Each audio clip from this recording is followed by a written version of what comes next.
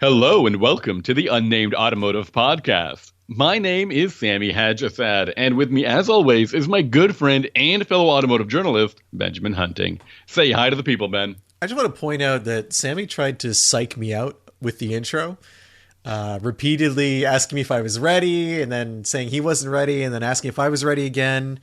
I don't know the end game of that strategy, but it certainly had an effect. You're ready, though. I don't even know anymore. Well, ready or not, that is the voice of Benjamin Hunting. That is a fellow automotive journalist. And more important than that, he is a very good friend of mine. Right, Ben? I would like to say yes, but I'm still feeling a little confused. You can find Ben's work all over the internet. And when he's less confused, he'll probably give you a list of some publications you can read some of his stuff. I'm just going to go with one. Let's go with Motor Trend because it's the only thing I can think of that's not confusing right now. I understand, of course. And you can find my work at autotrader.ca, driving.ca, and Capital One's Auto Navigator. See, Additionally, Sam confused me so he could pull the power move of listing 3 times as many outlets as I could think of. I was going to add some more, but okay, fine.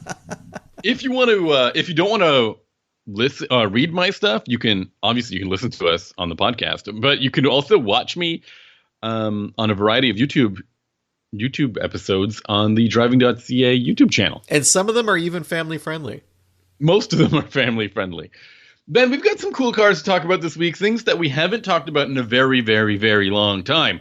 I want you to start us off with the car that you've been testing lately, which is a Mini, but not the Mini, right? No, we talked about the Mini, I think 2 months ago. Was it like September that the Mini was in my driveway? Now I have the Maxi Mini, the Countryman. Okay. Which is their version of an SUV.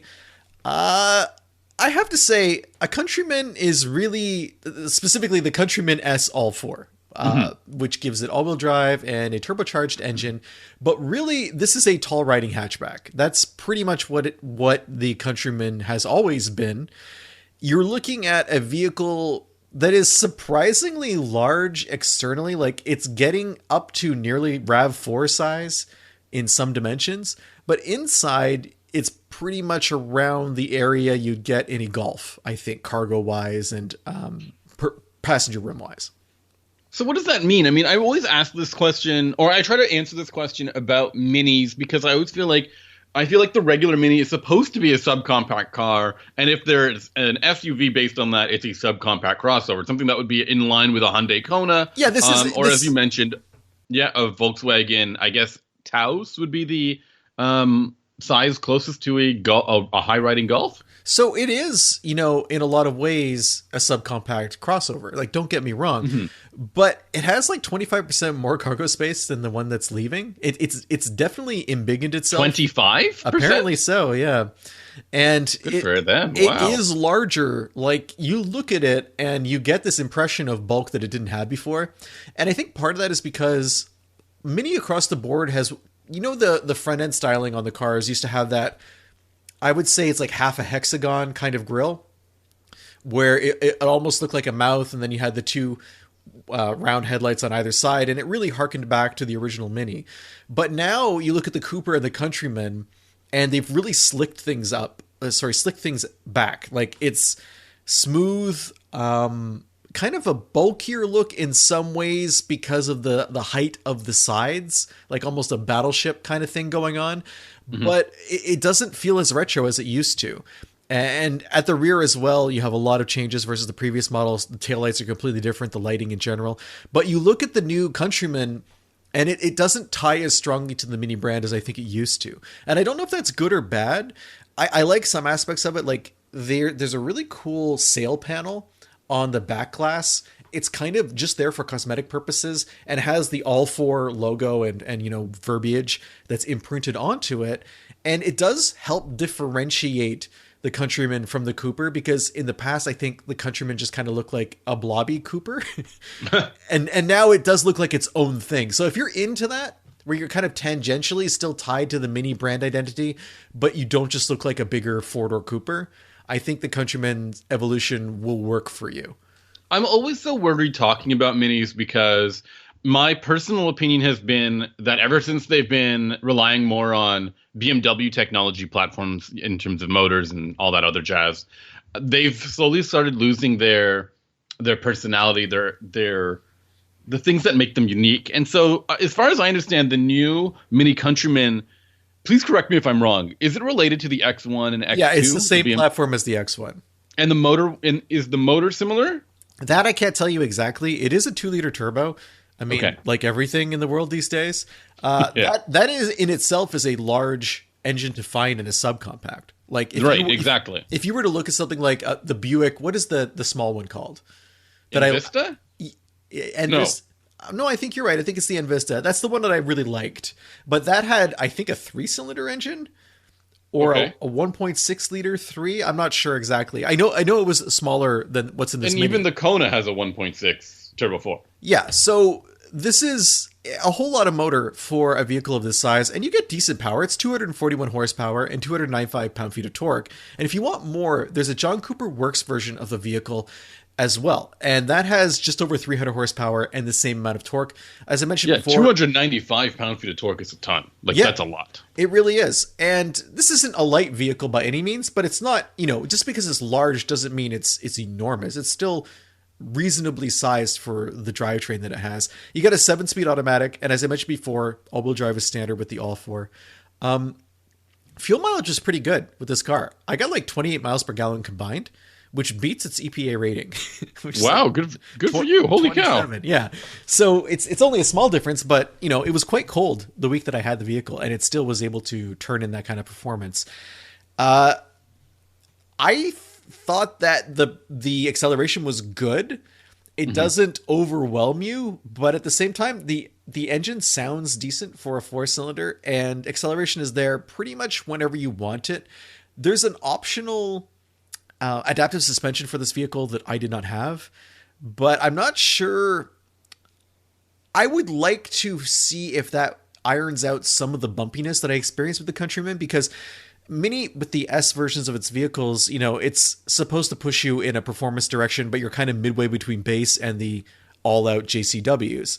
Yeah. And this car is bumpy on bumpy roads. Like there's no way around it. It feels stiff. You do get some intrusion into the cabin from like bump noise, not just the actual sensation. I wonder if the adaptive suspension would dial some of that out. Like, I'm sure it would do something, but maybe I don't know how much better it can be, right? Well, I guess it'd be similar to some of those BMWs. Sure, I haven't driven an X1 in a long time, but the question is always, do they use the adaptive suspension to make it even sharper? Or do they use the adaptive suspension to give you different shades of how the car feels so that the different drive modes are more than just shifting points and throttle response? And speaking of shifting points, this is an S, right? As I mentioned, performance-oriented version of the vehicle, and yet no paddle shifters whatsoever. Just like the Mini Cooper S that I drove, you shift it into drive with that little toggle that's on the dashboard, which we'll get into later on. And that's it. Like there's no other way to change gears. And that seems weird to me. Not even that I would use it so much, but just that for the image of the vehicle, you'd think you would want paddle shifters in there. Yeah, of course. I mean, I don't know if paddle shifters are. It feels like, how today there's like news about automakers are kind of shifting away from touch, like overwhelmingly screen-oriented operating systems. I don't know if they really are. I think people say they are, and yet I still get into like Mustangs and Cadillacs. Oh yeah, it takes its time. But I mean, I think what used to be a marketing, a point for marketing in terms of, it's got a huge screen. It's the same thing I think with paddle shifters. It's got paddle shifters. I don't think anyone actually cares about paddle shifters as much as they thought they did, especially in mainstream products like, say, a Countryman. That's my personal opinion. Well, the other thing too, I don't know if you agree with me on that. This is a DCT, right? And if you're good to put paddle shifters in, I remember you used to not be able to get a DCT without paddle shifters. Like it felt like that was the law. You had no options. It was always going to be there. So, just a little strange. I think I have a DCT in the car that I'm talking. Oh, no, I'm not. All right. What else do you want to tell me about this vehicle? Does it still have that really neat round infotainment system? I don't want to get to the infotainment yet. Oh, okay. Sorry. I want to talk about parts of the interior that I liked before we get to the infotainment. Okay. The best part of the car is the interior design. again, just like the Cooper, it uses that cool textured, plasticky textile kind of fabric on the doors and dash, and it lets light through. So like at night, there's different colored lights that shine through in various patterns. And during the day, it had these really cool kind of almost checkered color fades, like an orange color fade on the inside. And it looks great. It's really cool. It's nice to see someone putting some effort into a cabin like this. Mm-hmm. Sometimes you get into these, we've talked before about how small luxury cars very rarely feel luxurious. They almost feel like they're just selling you the badge and that's it. And Mini's in a weird position price-wise where they kind of line up with the, something like a Mercedes-Benz GLA and the X1 at the high end, like if you pile on the options. And then at the low end, they're the same price as something larger like a RAV4 or a CRV. And they've kind of walked this line. They straddle it by giving you an experience that's very design focused so that you feel like you're driving something that someone cared about, but they also offer a more connected driving experience. So those are the two differences, right? Yeah. And I really find that like an upscale Mini at this point kind of feels like there's more effort in the interior than a downscale BMW or Mercedes. Yeah. Yeah, I totally agree with you on this. And that's cool because then you're actually getting something for your money because you are spending more money on something that is smaller and less quote unquote capable all around, right? And it's also generally a little bit more expensive than other mainstream subcompact crossovers, right? Well, that's what I'm saying. Like, I don't really think it lines up with any subcompact crossovers because of that. This is a car that I'm going to double check the pricing, but I think it starts in the mid 30s. Okay. And it kind of goes up to the high 40s. So. Wow. Sorry, actually starts in the high 30s. So it's hard to think of a That's US pricing? Yeah, US pricing. Wow. So it's hard. Yeah, that's hard. That's very hard because I think subcompacts generally around the 30s, if not high 20s, for their pricing, right? Yeah. So like when you're looking at a Mini Countryman, what you're really shopping against is a much larger vehicle in the mainstream. Okay. So like, yeah, even if I was looking at like something a RAV4. I think so. Or like, even if you look at like a Crosstrek is a subcompact, right? Mm-hmm. And supposedly, but it always feels a little bit larger than it says it is. It does. But if you look at the pricing for the Crosstrek, you can't even really get close to the Countryman if you buy a Wilderness, which would be your top tier.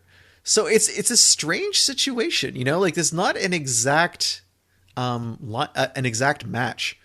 I think I talked about this a little bit with the Fiat 500e, which is like, this was an expensive electric vehicle. It's small. It's supposed to fit a specific lifestyle as well. And because of that, they think that allows it to be a little bit more expensive. To me, I think, sometimes a high-end compact car, there used to be, sorry, actually, I want to break this down for a minute. When I was starting in this industry, there were mainstream brands, there were luxury brands, and there was something in the middle that sometimes we would call premium brands, and that used to involve like Buick, Lincoln, and Acura, maybe, right? AKA the Japanese Buick. And I think Mini deserves to be in that category. It's not quite a mainstream, it's not quite a luxury car. But what I actually appreciate with Mini is that you end up spending more for something that those other vehicles don't have. Just because a Lincoln or a Buick sometimes offers more leather, sometimes offers more wood, sometimes offers more chrome or something like that. A Mini doesn't necessarily have those aspects. It has what I would define as personality in the design, and I think that's worth spending a little bit more on. In some cases, I definitely think that they generally get the brief right. I think, though, like I said, there's always this fear that there's a bit of crossover with a BMW in terms of its personality, and I'm always terrified that the corporate overlords were like, well, we can't make it too much fun to drive, because then why would anyone buy an X1 or X2 or a 2 Series Grand Coupe in the case of like the Mini 5-door. So I'm just curious as to whether or not you think the personality of the car has been or has not been watered down. Driving behavior, interior feel, design-wise, any of that.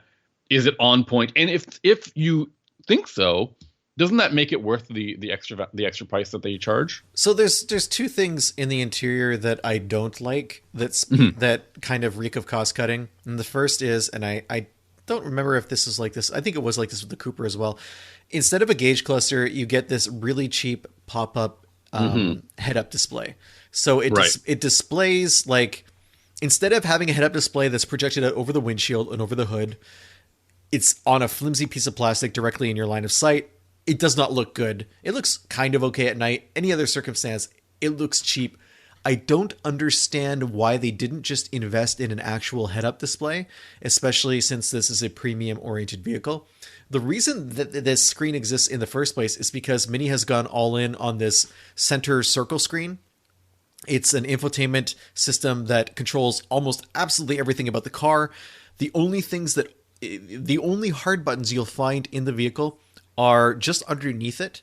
I mean, obviously there's a few steering wheel controls as well, but there's an ignition toggle. There's a second toggle for transmission, and then there is a volume button and a couple of climate controls. And that's it. Everything else is inside this infotainment screen. As a result, it is difficult to get anything done because it's haphazardly organized. Like, there's so much going on that it's really hard to find what you're looking for at any given moment. But barring that, this time around, I actually had a lot of problems with the infotainment. Oh, really? Yes. I couldn't get any of the voice commands to work, no matter what I did. And I was going back and forth with BMW about this, talking to them, trying to figure out solutions. And I finally realized that even though voice commands and whatnot were enabled, it seemed like I had no data connection in the vehicle. Like, it wouldn't load the assistant. It wouldn't download. I tried to download a new language pack. Maybe that was the problem. It just kind of froze whenever I tried to do that. So I ended up rebooting it at their suggestion. And once I did that, those things came back and started working again. So that's fine. But my research during this process revealed that many Mini owners are having problems with this infotainment. It's not an isolated incident, and it is not exactly stable.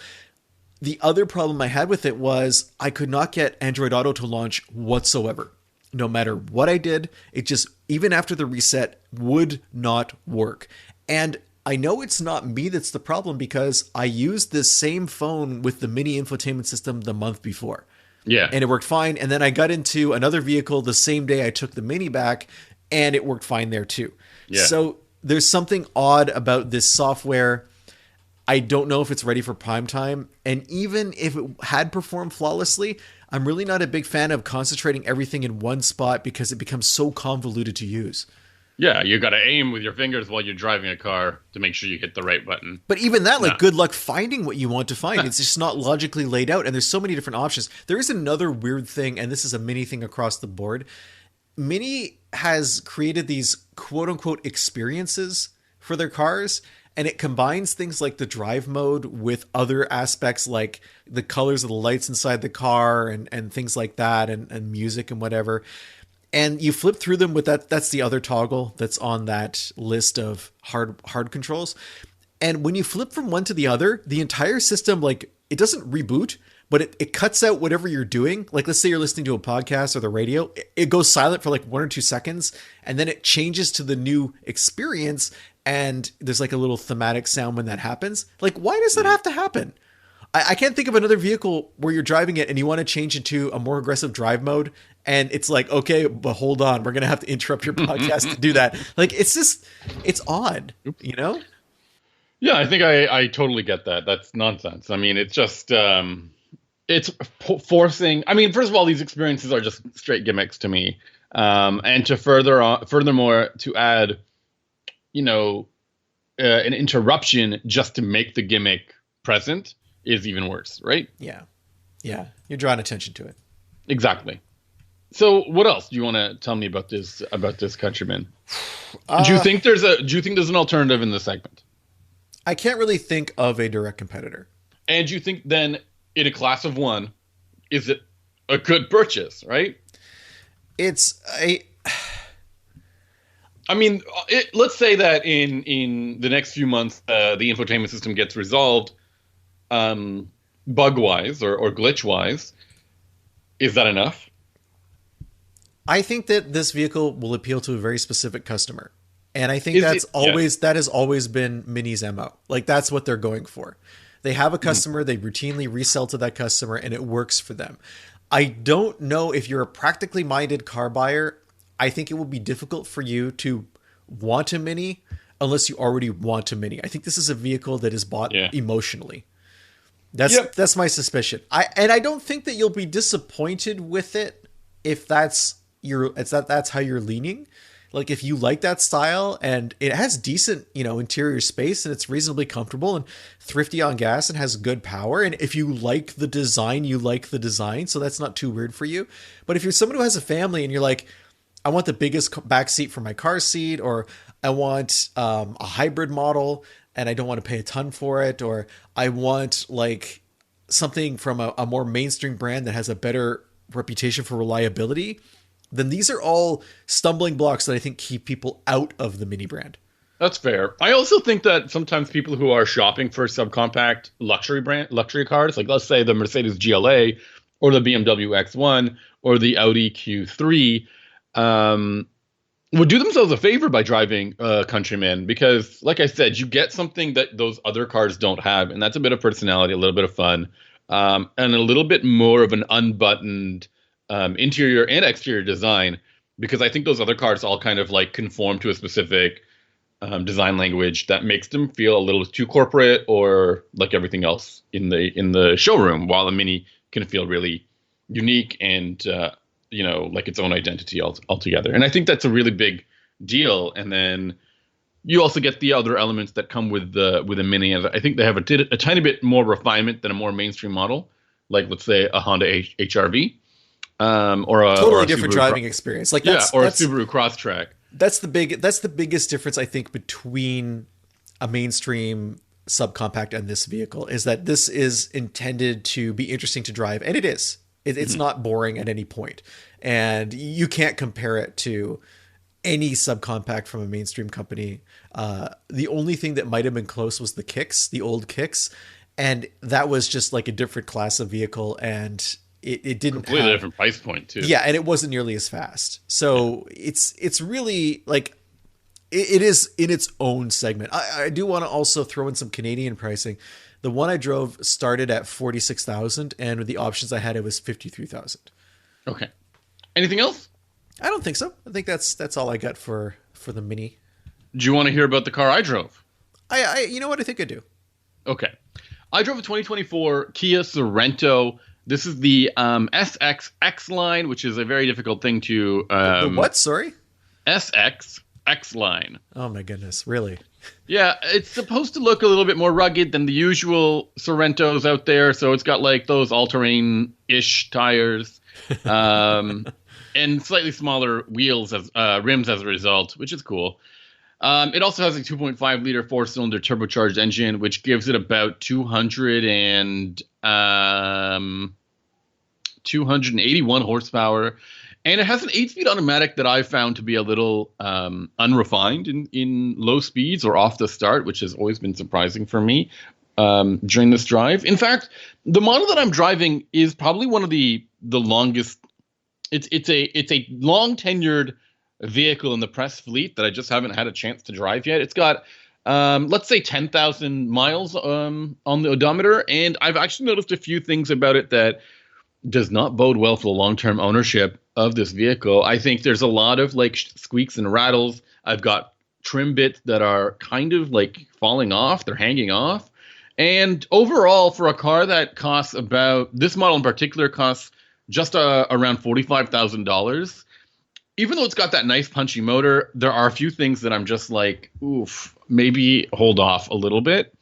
And as a result, I'd probably encourage someone to take a look at the Kia Telluride instead, which is isn't the Telluride much more? Isn't it larger and more expensive? It is larger, and I think it's a little bit more expensive. I don't think it's much more expensive. I wanted to also ask you. You drove the X-Line, but is there also an X Pro version of the Sorento? There is an X Pro, which has What's even the more. Difference? Tell me the difference. One has real off-road tires or all-terrain tires, and the X-Line does not. And I think there's a skid plate on the X Pro.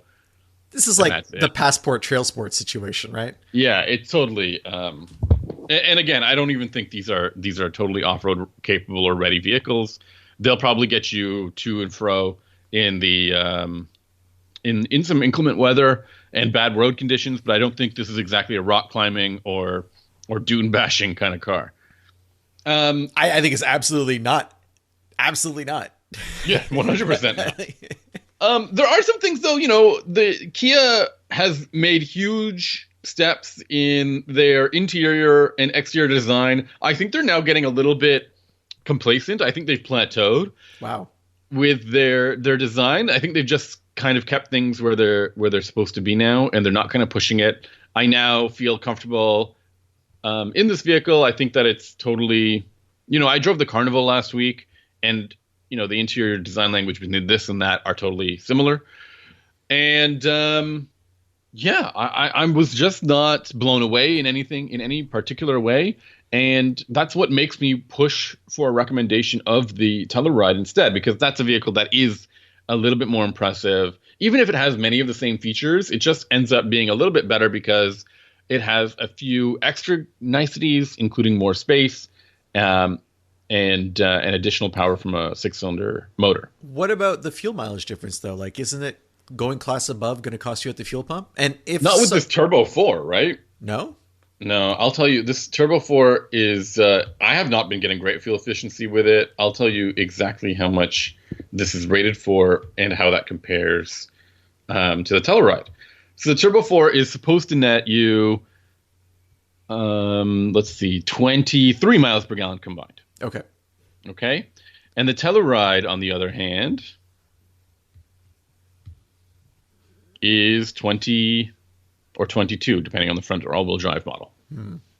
So it's not that far off. Obviously, you are getting much better fuel efficiency in the Sorento, but I have not experienced that. I find it to be, and I find this with a lot of the Kia turbo charged vehicles, is that I find it very difficult for them to get their rated fuel efficiency numbers. So I don't know if that's just my driving habits or the fact that I always have like extra stuff in the car now in terms of like a stroller and a baby seat. And I don't think a stroller and a baby seat could, that's not a lot of weight. No, it's, I don't know. I mean, I don't know what kind of stroller I do know what kind of stroller you have, but I don't know what kind of baby seat you're rolling with. Yeah. If so, and then this is a 3-row vehicle too, right? Like, yeah. And that third row is not very useful. It's totally, that's it. It's just a third row. It's not something I would really advise people to spend longer than like maybe half an hour in. It's not a long-term sort of third row solution. And then there was something really funny about the infotainment system. I remember that Kia made a really big deal about a few features that are supposed to be family friendly. There's one called Passenger Talk, which is where you would install this in every vehicle ever made. Even in a Miata, you would put in a Passenger Talk system so they could hear your voice through that little speaker that's like just embedded in the headrest. Exactly. So that's what happens is that you press this button and it starts broadcasting the driver's voice to the rear speakers so that people in the back can hear you. And then there's also an opposite function, which is it turns off all the speakers in the back of the vehicle and it just turns on the speakers in the front of the vehicle. This is called quiet mode. So apparently if there are people relaxing or trying to get to sleep in the back, you can continue playing your music or something while they're falling asleep. Last week I told you that there's 2 shortcut buttons on the Kia Carnival. The Sorento has these two shortcut buttons, and those buttons are the only way to activate those 2 features I just mentioned. Really? There's no extra button somewhere on the screen or anything like that to do that. So basically, you've got a secret mode. You've got secret buttons here, secret features that are not advertised anywhere on the infotainment system until you go to the star mode or the star button shortcuts. Wow. And I found that to be really bizarre. So you can't find these features. You physically can't find them. You have to set up these 2 buttons for those features, and then that's the only way to use it. As far as I can tell, yeah. Wow. That is how weird is that? That is truly strange. Like it might be. My only thought is it might be part of a split screen setup where it's just like a. But that can't be. Like I haven't not been able to find it elsewhere. Where it's just a massive button on the split screen that you would press to enable the passenger talk, but then that wouldn't work for the quiet mode either. I also found it really disorienting to see. Now, this is such a first world problem, but I listen to Sirius XM, and I I like to know what the name of the song is that I'm listening to.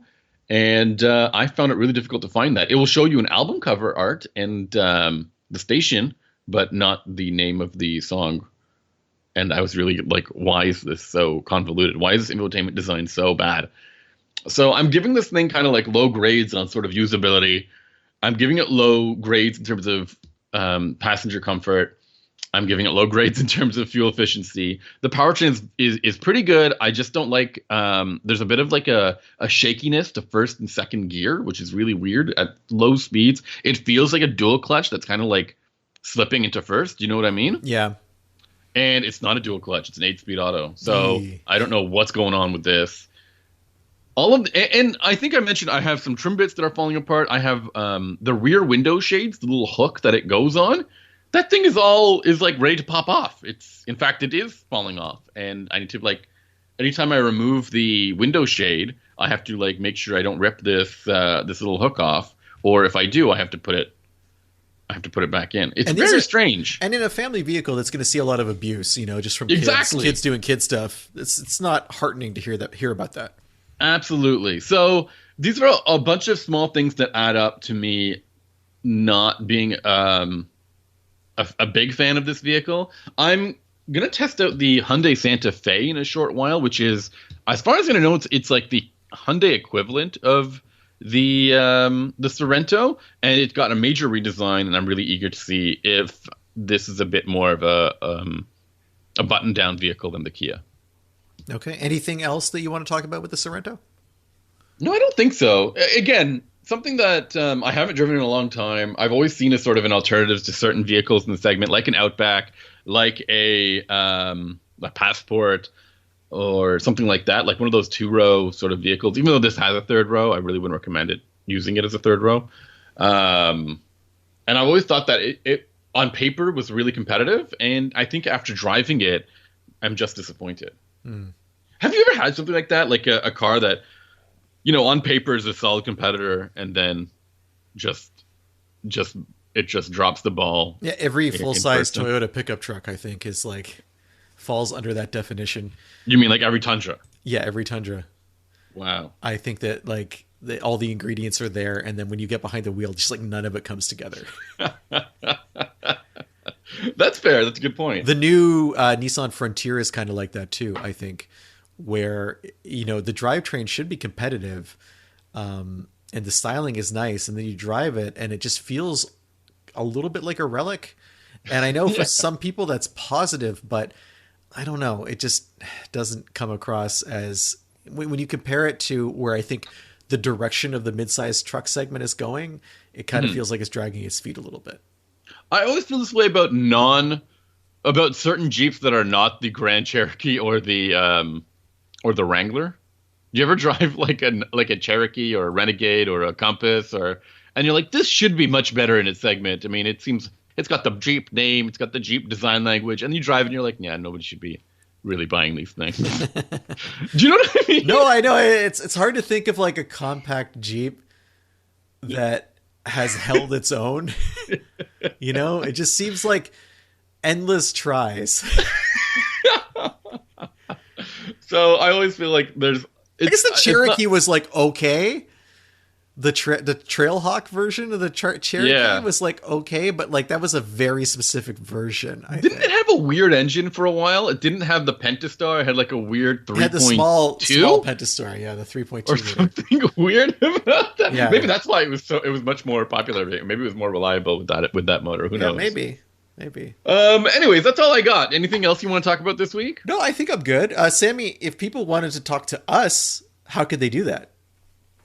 I would recommend that they hit us up on our website. They go to unnamedautomotivepodcast.com. There's a contact form there. You fill it out.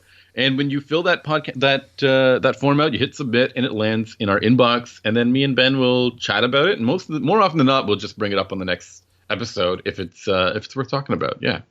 Additionally, you can reach out to us on social media. You can find me and Ben are both on Instagram. He's at Hunting Benjamin. You can find me. I'm at Sami_ha, like you're laughing. And if neither of those options appeal to you, you can just email us the old-fashioned way. It's Benjamin@benjaminhunting.com. And I think that's it. I think that's it. Sami, what are you going to be talking about next week? Next week, I've got a bit of a disoriented schedule because I'm heading over to the LA Auto Show. So I'll probably tell you what's going on there. Okay. Maybe. Don't threaten me with a good time. I'm going to be talking about the Fiat 500e, the vehicle that you liked and which, as someone, you are someone who lives in an urban area, and I am someone who barely made it home on the state of charge in this vehicle. So it's going to be an interesting conversation of contrasts, I think. Yeah, I mean, I found that vehicle did really well in its like target environment, but then this whole thing falls apart when you take in pricing into consideration. So I'm eager to see what the experience is like for when it's not in its ideal situation. So far, I'm surviving. Good. That's good enough. All right. Thank you for listening, everybody. See ya.